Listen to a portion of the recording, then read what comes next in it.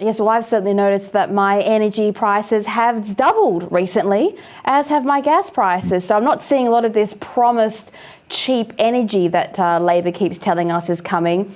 Now, our civilization has previously chosen to prioritise merit, and for good reason. What happens to the energy situation in Australia if government subsidies successfully manage to drown out Australia's reliable energy producers, being coal and gas, leaving us with only these virtuous green sources of energy? Well, the short answer to that is that is not possible.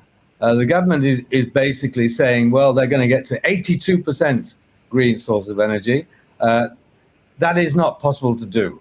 And even the green lobbyists are pointing out that we're only increasing the investment at half the rate necessary to get to that 82%. But it wouldn't be possible anyway, because you'd have to have enormous amounts of battery storage, because the renewable energy is intermittent. It's not like coal or gas or even petrol. You can't just turn it on when you want. It goes when the weather says it goes.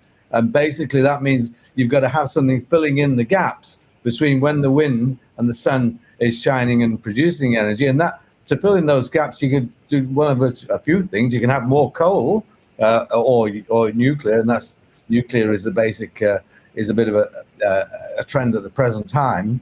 You can have more coal or nuclear. You can't really have more hydro, because we haven't got that much more in Australia, at least. So you have to have batteries, or the pumped hydro, which Mr. Turnbull announced he was going to have, or we are going to have Snowy 2, which converts the Snowy hydro system into an accessory, a battery, sort of battery accessory to renewable energy. And this is going to cost $2 billion. It was going to be on board and running by 2022. Well, you know, it's now going to cost $20 billion, and it may be ongoing and running by 2030. And even then, that will only make a small dent in the requirements for storage.